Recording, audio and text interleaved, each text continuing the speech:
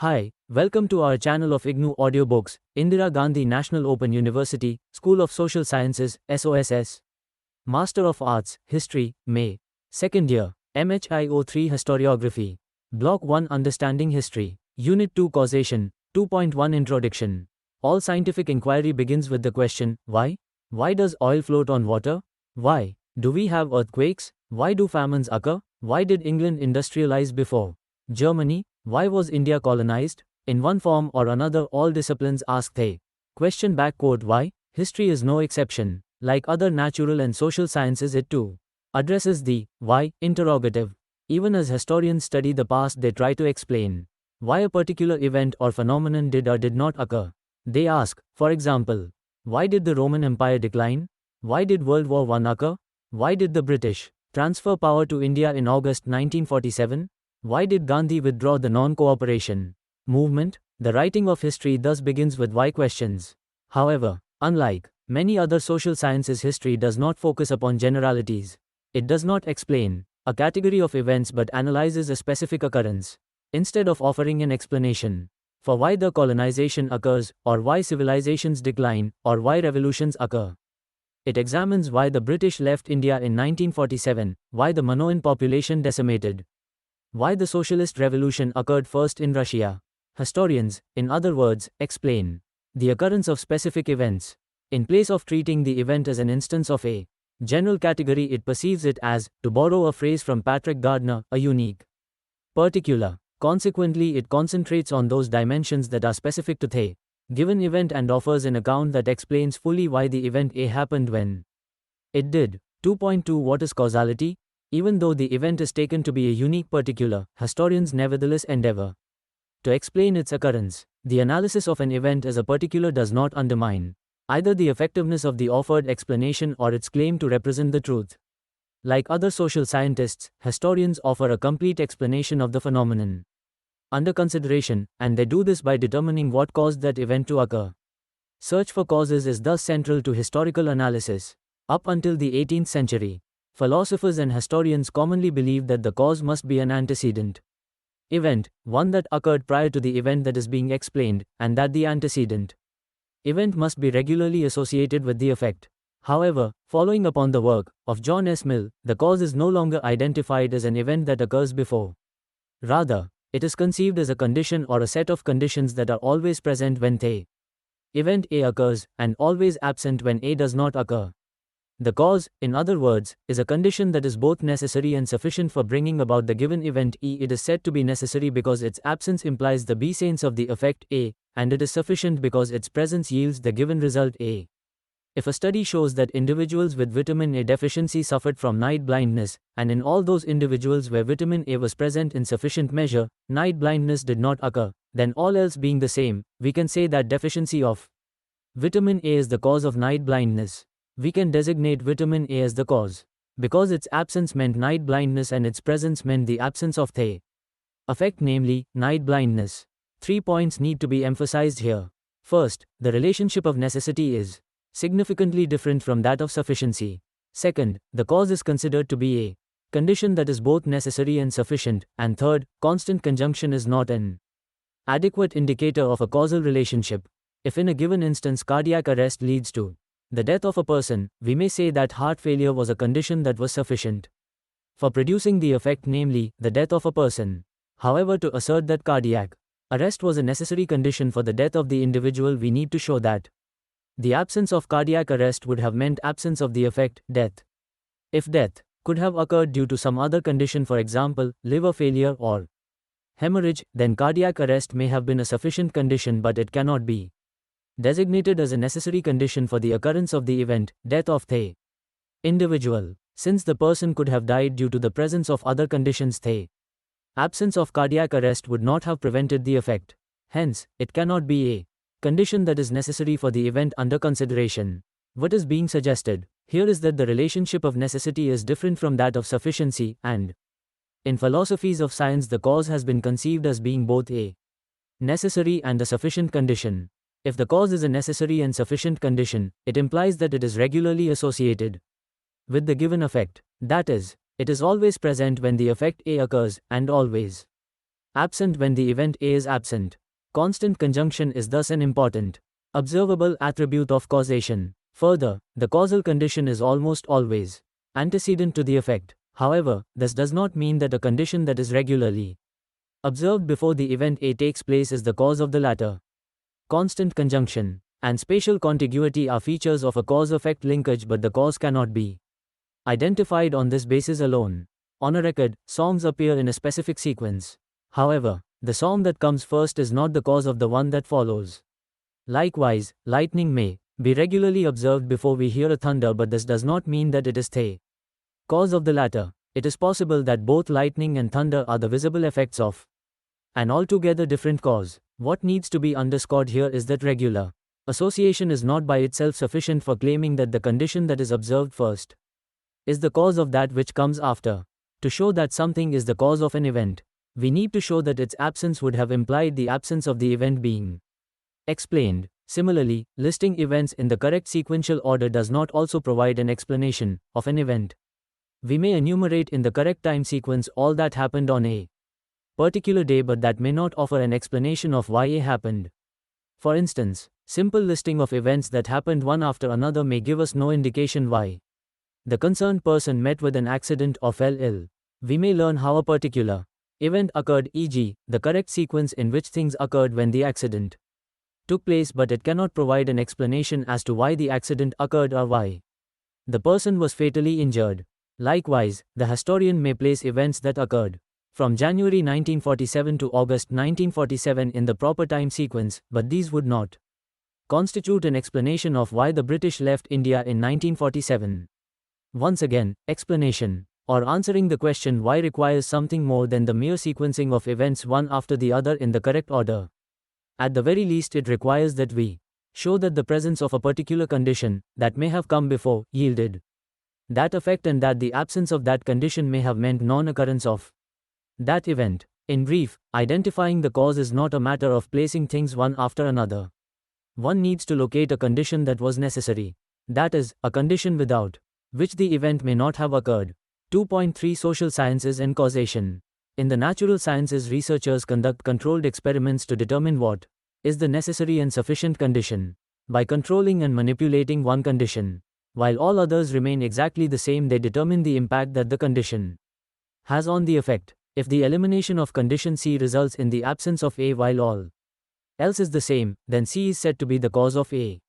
In the social sciences, it is not always possible, or even desirable, to conduct experiments under controlled conditions. For example, if we are analyzing the cause of communal violence that occurred in a given region, it is not possible to set up a controlled experiment. Since the event that is being explained has already occurred, the experiment cannot be conducted in its natural setting. The experiment can only be recreated in an artificial or laboratory condition.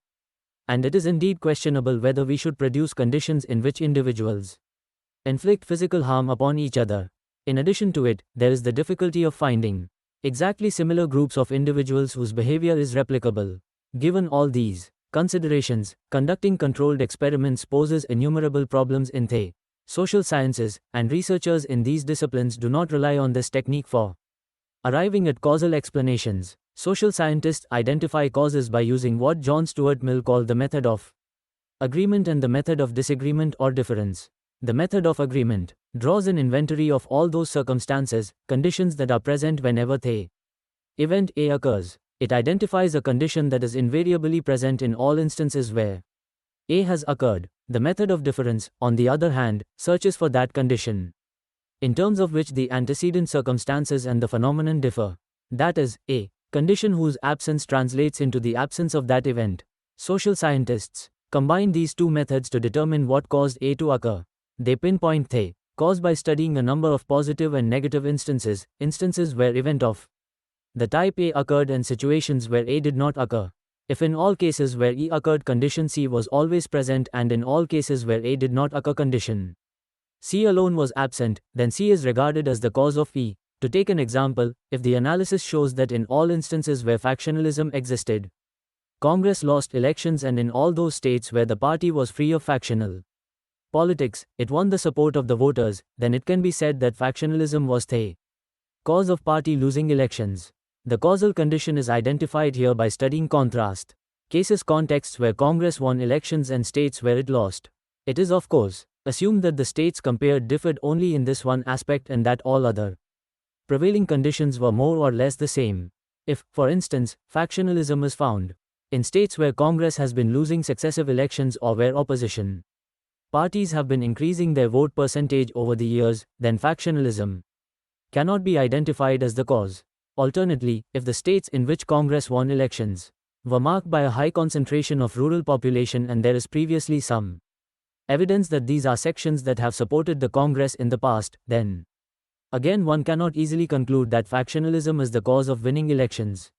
And, if the states in which it lost elections were also those that had witnessed a spate of communal violence, then again, the disparity in initial conditions existing in the two kinds of states would prevent one from inferring that factionalism is the causal condition. The existence of one common condition, namely, factionalism within the party, in states where it lost elections, and the absence of that one condition in states where it won, is not in itself sufficient for claiming that factionalism is the cause of lost electoral support. The election may have been won and lost due to completely different causal conditions. Hence, the crucial factor is that all other conditions in the compared situations must be at par. If the compared units differ in significant respects, then it is not possible to infer with any degree of certainty what the causal condition is. It follows from the above discussion that in social sciences a cause is identified by studying a number of situations that are similar in terms of their antecedent conditions, but different with regard to the outcome or phenomenon that occur. However, what happens when comparable contexts are not available? What happens when we study and try to explain events are unique? How do we then identify a cause? One option is to say that in all such cases there is no satisfactory way of identifying the causal condition. Indeed, several philosophers have, on account of the distinctiveness of the object and purpose of inquiry in history, argued that we abandon the search for causes. The natural sciences, they maintain, are generalizing sciences. They aim to discover law-like generalizations. History, by comparison, focuses on that which is unique to the case being analyzed. Further, natural sciences seek to gain knowledge with a view to enhancing technological control. Causes are sought not only to explain why something happened, but also to predict circumstances in which we might expect similar events to occur and what might be controlled, manipulated, or altered to ensure that the said event does not occur. History, on the other hand, seeks to understand why the event occurred.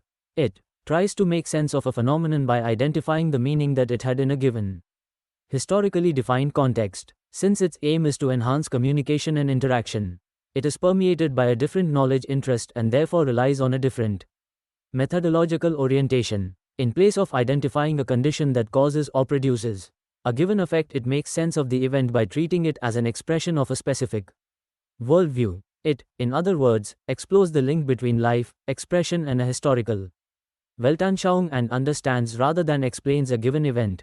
Here it needs to be emphasized that determining the cause of an event that is unique, or a one-time occurrence, poses a serious challenge. Historians, who affirm the relevance and importance of causal form of inquiry, have met this challenge by redefining the idea of cause. In particular, they have attempted to dissociate explanation from prediction, and argued that the cause refers to a condition that made the crucial difference in a given situation, while the cause was previously associated with the assertion, whenever C also A, they claim that the identified cause C only explains a given event A rather than all events of the type E. In saying that the cause explains fully why a specific event occurred at a given time and place, they suggest that historians search for a condition that was necessary under the circumstances. They make what might be called singular causal assertions. 2.4 Historians and causation.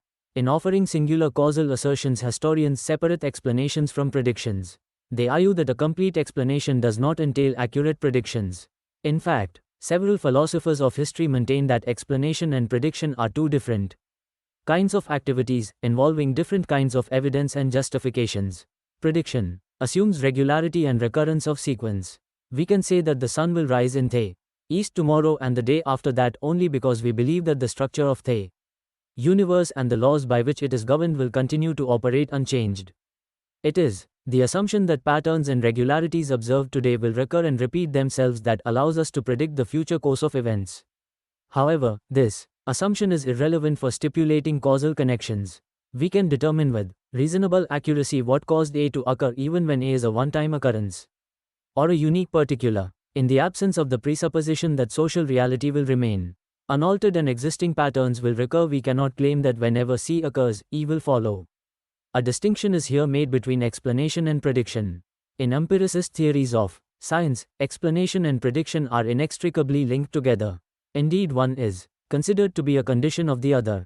When it is said that C is the cause, necessary, and sufficient condition of the event A, it is simultaneously suggested that whenever C is present, A will necessarily follow. And, vice versa, a successful prediction is considered to be an indicator of the accuracy of the explanation. Thus, explanation and prediction are taken as two sides of the same coin. In history, particularly, this proposed link between explanation and prediction is questioned. Instead, it is argued that causal inquiry and explanation is distinct from the act of prediction. Complete explanation does not entail a successful prediction, and vice versa, a successful prediction is no indication of the accuracy or the truth of the offered explanation. We may, on seeing dark clouds in the sky, predict accurately that there will be rainfall in the next 12 hours, but making a successful prediction here does not give us any explanation of why this event occurs. Similarly, on seeing red spots on the face of a child, we may accurately predict that he is coming down with measles. But once again, making the correct prediction is no indication of the fact that we have an adequate explanation of this occurrence.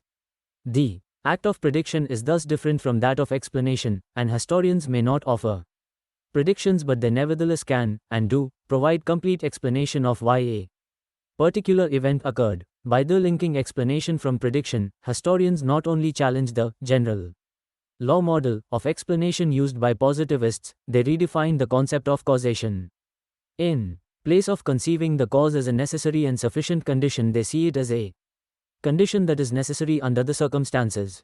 The need to visualize the causal condition as one that is necessary under the circumstances is further reinforced by the realization that most historical events are overdetermined. That is, they are characterized by the presence of more than one causal condition. Since each of these conditions could have independently yielded the same result, the analyst cannot specify a condition that was necessary in absolute terms.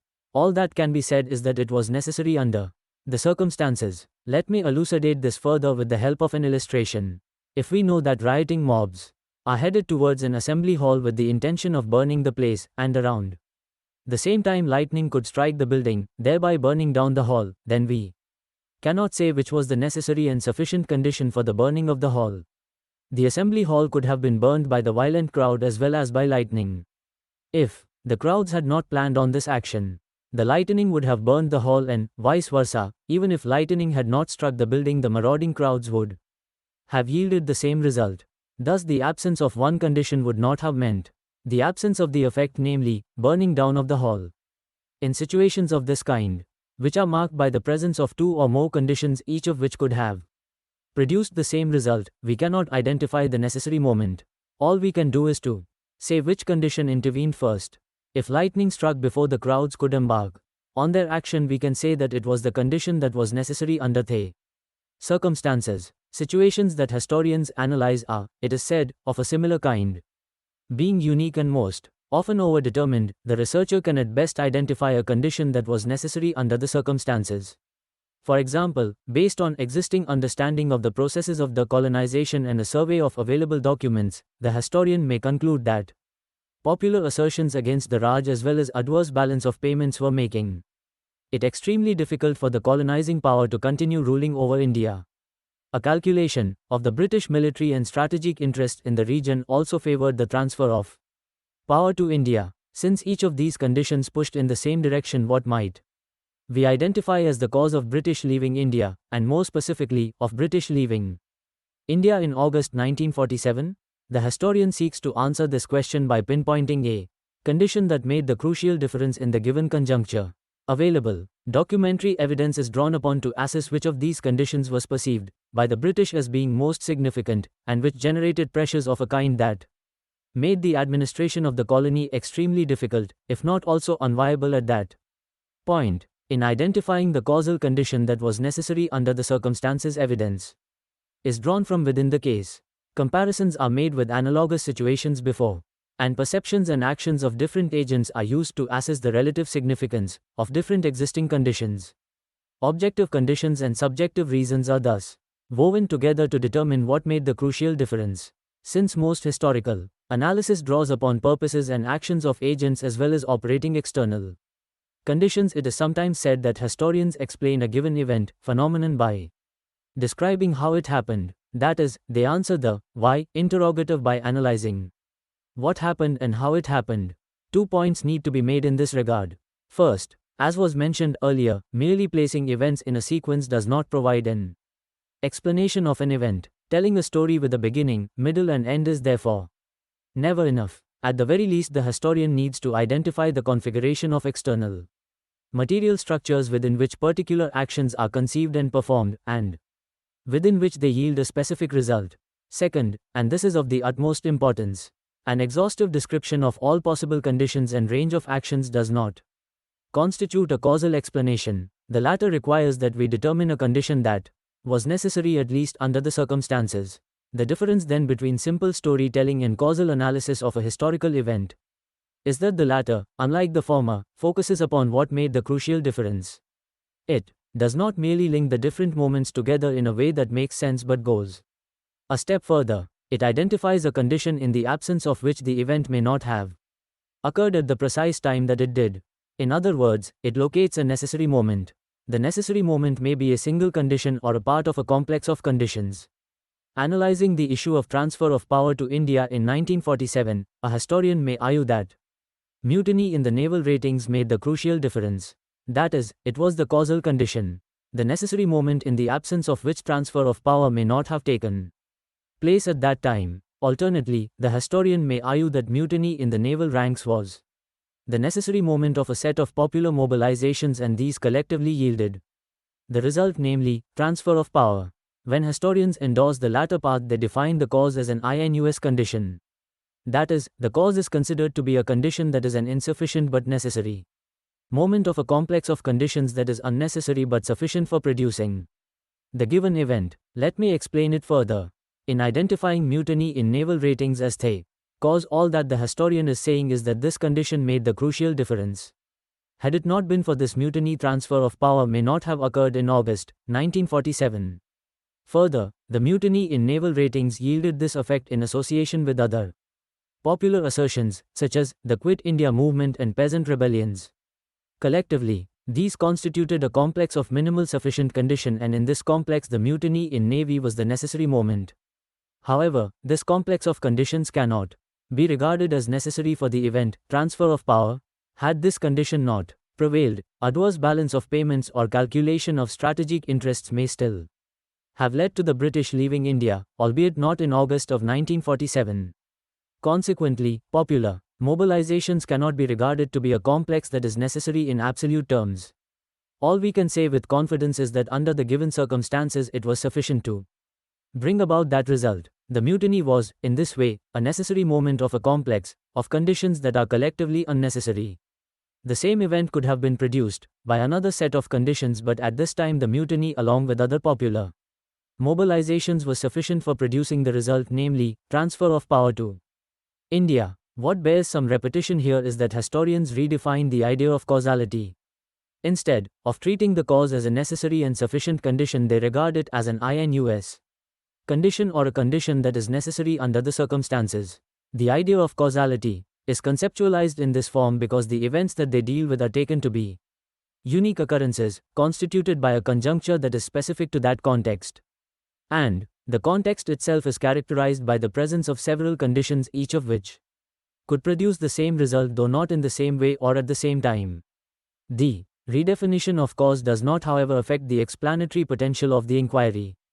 To put it in another way, even though the causal condition is seen as being necessary only under the circumstances, or in conjunction with other conditions, nevertheless it explains fully what happened and why it happened. It does not allow us to predict what might happen in other similar circumstances with any degree of certainty, but it does enable us to explain the event that occurred.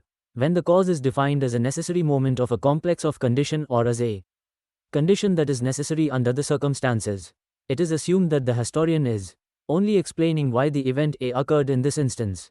The explanation is complete But it is offered post hoc, i.e., after the event has occurred, and no prediction follows necessarily from this explanation. To use an example given by J. L. Aronson, suppose we had a gun that shot bullets through a force field at a screen. What is special about the force field is that it is composed of force vectors that change with time in a completely randomized fashion. In this situation, we cannot predict in advance where the bullet might land, but once the bullet makes it to the screen, we can explain as to why it reached in that position. We can, after the event, examine the speed of the bullet, the angle at which the vectors must have been when the bullet hit it, the position of the gun, friction and other intervening elements, and on the basis of these explain why the bullet arrived at the point P on the screen.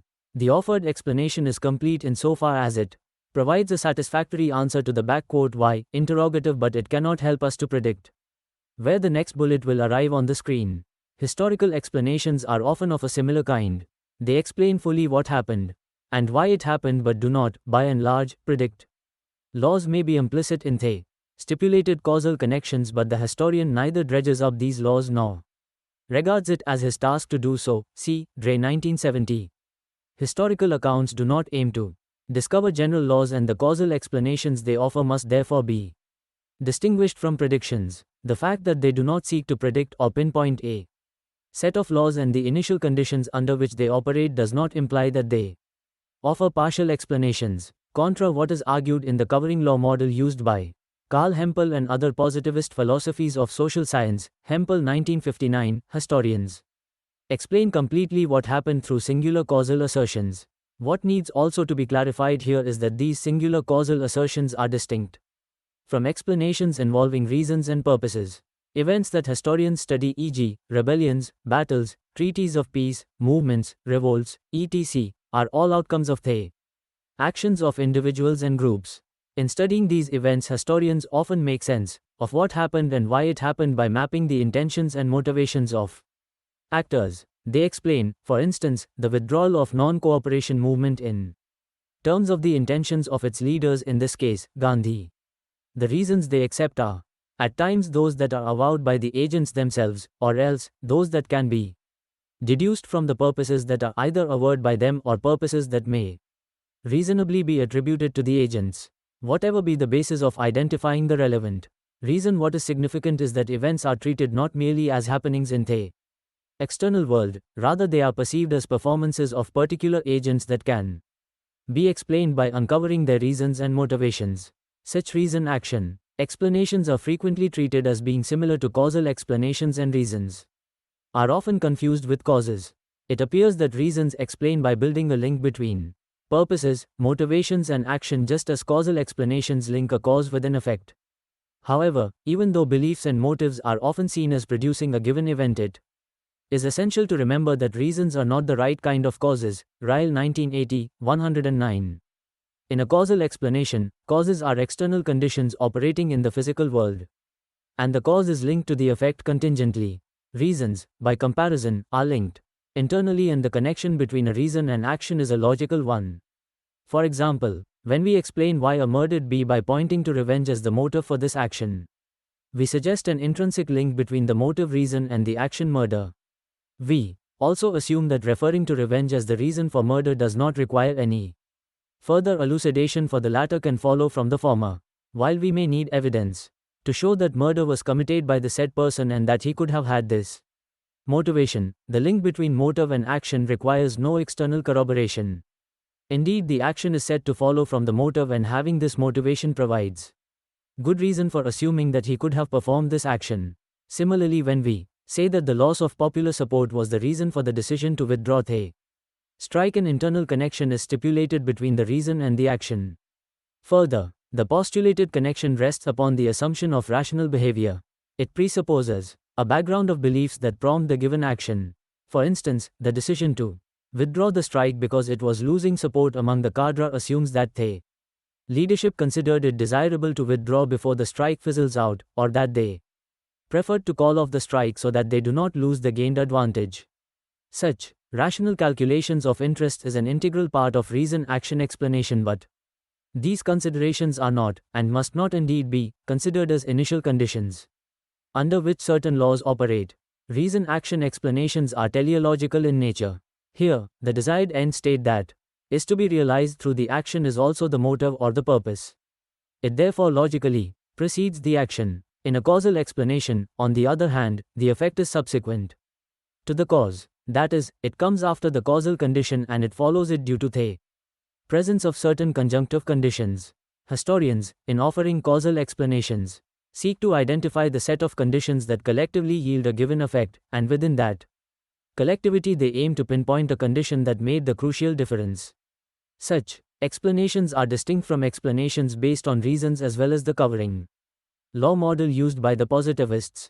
In addition, as was argued earlier on, these are explanations that tell us why a specific event occurred at a given time.